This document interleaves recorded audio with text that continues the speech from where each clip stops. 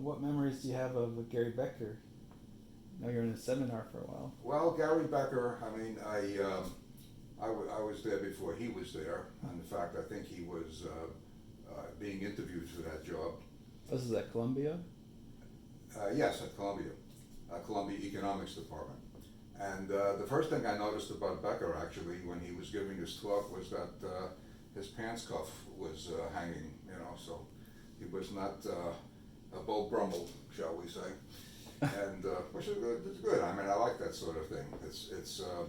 I like professors who have leather supports at their elbows, stuff like that. Maybe smoke a pipe, but I never smoke. And okay, and then somehow or other, he of course was hired, and he became a very prominent member of the department. And he had a labor seminar, which he invited me to attend, and I think I attended that for several years, and I gave some talks at that department. And what can we say? I mean, I'm influenced by Becker in some respects, but not in other respects. Becker was a economist who was very interested in what happens outside of conventional economics. He wrote his dissertation on the economics of discrimination, as opposed to racial discrimination, to be exact. And I thought it was a very good book. He applied the theory of international trade to the equilibrium that results from that. And he is noted for the study of human capital, and I won't try to define the ramifications of that concept. And he also pioneered in the economics of marriage. Why do two people get married? Is it like something like a business partnership? Things of that sort, which I find quite interesting. Did you have any personal conversations with him about these things? Yeah, plenty of them. Oh. And I think I mentioned to you that we, my wife and I, were playing housemate for his cat while he was away for about a month. Do you remember the name of the cat? No, I don't know the name of the cat. I do know it was hiding under the couch almost all the time there. And yeah, I mean, what I object to in Becker is that he considers economic theory almighty, so to speak, and that involves the concept of rationality among individuals.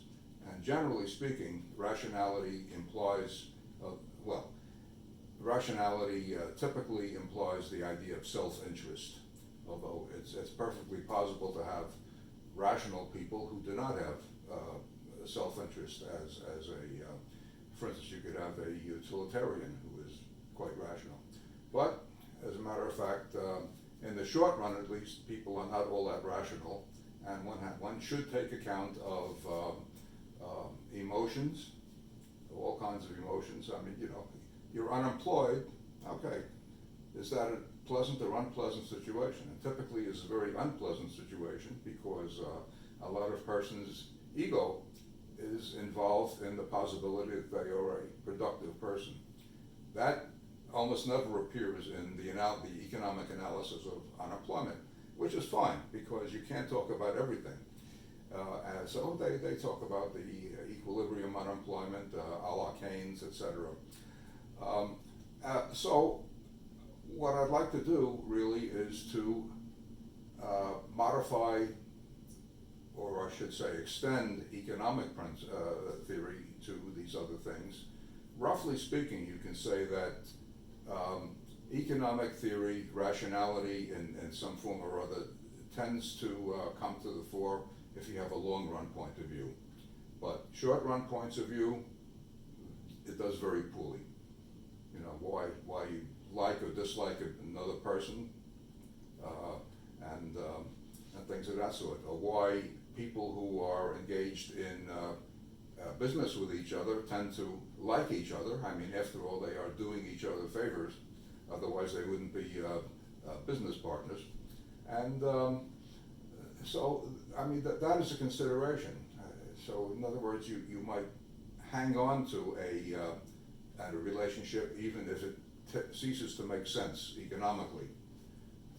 Therefore, the concept of homo economicus has to be modified.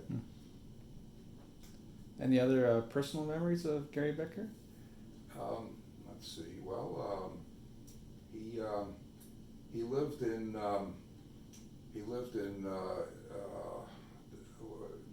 swanky suburb north of the Bronx. I forget. It's a standard. Well, whatever it is. Mm-hmm. And he would commute to the Bronx, and I'm not quite sure. I'm not quite sure of his marital status. I think his wife. Well, I mean, he married another woman later in life after we had parted, Mm-hmm. and I can't say much. Oh, it's I could say a few words about George Stigler also, by the way. Oh, he was there too? Yeah, he was at Columbia when I was there, and I remember taking the introductory economics course from Stigler, and he tended to mark on a curve, you know, because he asked tough questions, and if he really marked in terms of the quality of answers that he'd get, half of the class would fail. So what he did is mark on a curve, and therefore I recall getting a grade of 108% on his end term. And we had some good talks, I would say. I was really not that close to Stigler. Stigler was an outstanding student of the history of economic doctrines, and I'll just mention one thing, and that concerns when he got to Adam Smith. He would offer the class, anybody in the class, an automatic A if they could find a favorable reference to the businessman in Adam Smith. He never had to pay. Well, sorry. Oh, wait a minute. That's not Stigler. That is. Sowell? Yeah, that's Thomas Sowell. But I think Stigler had a similar point of view. Is he the one who came up with Stigler's law of eponymy? What about? I'm not sure if I'm saying that quite right, but Stigler's law of eponymy, or is that his son? Oh, that's his son. Oh, okay. Economy. Oh, excuse me. Yeah, Stigler's law of economy. His son was a statistician, and Stigler was noted for being a strong empiricist. Okay, in other words, he eschewed pure theory, and I would say almost every one of his books involves a lot of